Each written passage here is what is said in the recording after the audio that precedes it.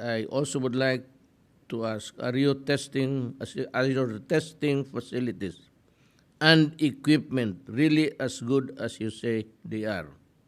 Because I have heard of many false positive cases from your laboratories. Can you enlighten the Filipino people on this?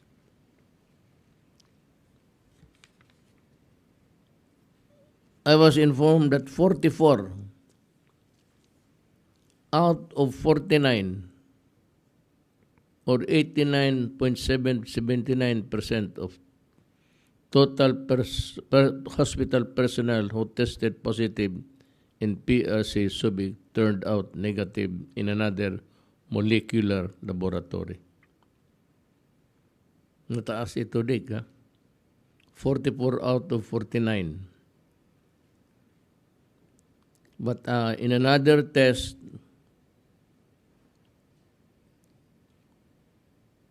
apat lang. 44 out of 49 or 89%. 89.7%. Moreover, ito, ko hinahanap kaya ako nalilito dito. Moreover, in the Presidential Security Group, 187 out of 213 or 87.79 of the PSG personnel tested positive in the PRC Manila laboratory but tested negative in their confirmatory test. Even officials of the Department of Finance have experienced the same Red Cross testing facilities. Positive today, negative the following day and the day after. Alam mo kung sino ito? Basahin ko, ha? I have here the list of Department of Finance workers who tested false positive. I will begin with their cover letter.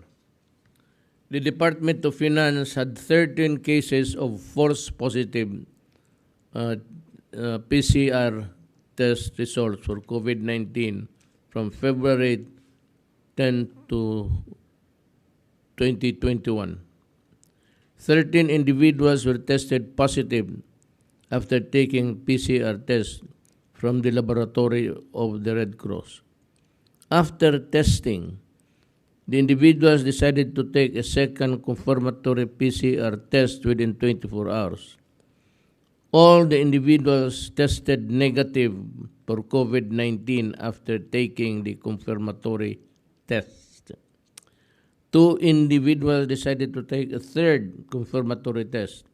The third test also came out negative for COVID-19.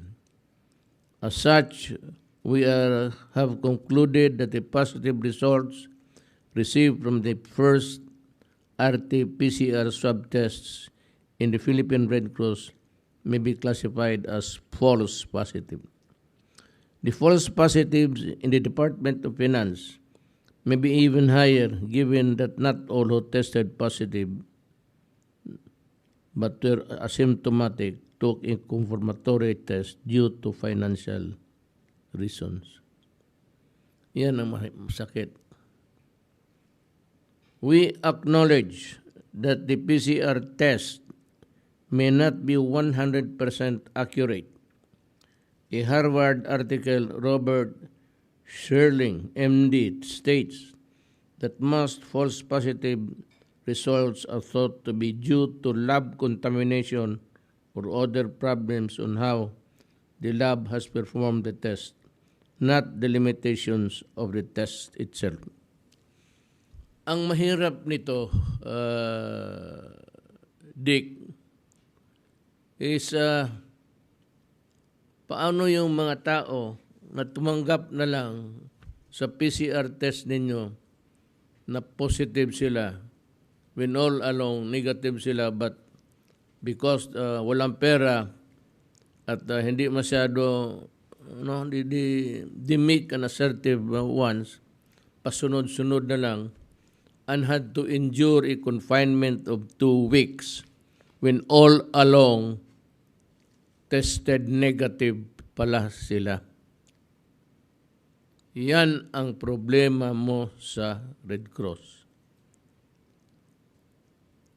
Problema ka na, problema pa ang Red Cross sa iyo. Because of this information is accurate, then maybe the DOH must investigate this matter. You could be putting more people at risk. You could be falsely adding to the total positive cases per day of this country. Ilan yung nadagdag doon sa positive sa isang araw, daily attack, na negative, nasali na doon sa numero na pakarami na ang nasakasakit. How sure are we now in our figures, in the veracity and truthfulness of the test combined? Kaya marami man rin nagpunta dyan sa Red Cross. How do you backtrack? If it is impossible, what do you intend to do? Ang mahirap kasi niyan,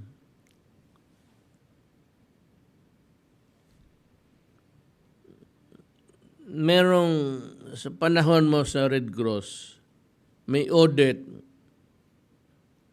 86,815,433.24 is attributed to you. Sabi ng COA. And in early August of this year, SBMA sent final demand for you to pay the said amount in 30 days. It has been more than 30 days, Mr. Gordon, and you have not done anything. Let me remind you that when a notice of disallowance has been issued, clearly a law has been violated. Maybe a case should be filed against you. I am now asking the concerned agencies to look into this matter. Yun na sinasabi ko, Dick. Pinipicture mo na grabbuster ka, na ganun ka, that you are an upright person, that you are decent. When as a matter of fact, merong kang 88 million na attributable to you na hindi mo binayaran. And the host of other violations that I mentioned earlier. The omissions mandated by the constitutions, if there is bad faith, you can be charged under the anti-graft and corrupt practices. Yan ang nangyari dyan sa iyo.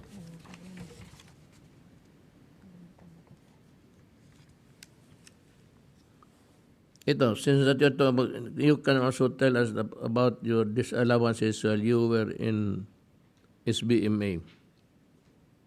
The COA identified you as one of the accountable persons directed to reimburse or return the disallowed amount, which totals 140 million.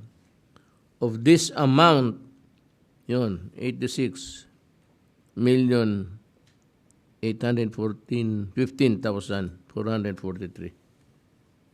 Paano ito ngayon, Dick? Where is now the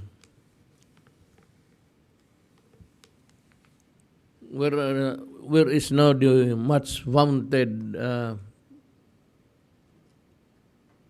model politician that he purports to be before the public?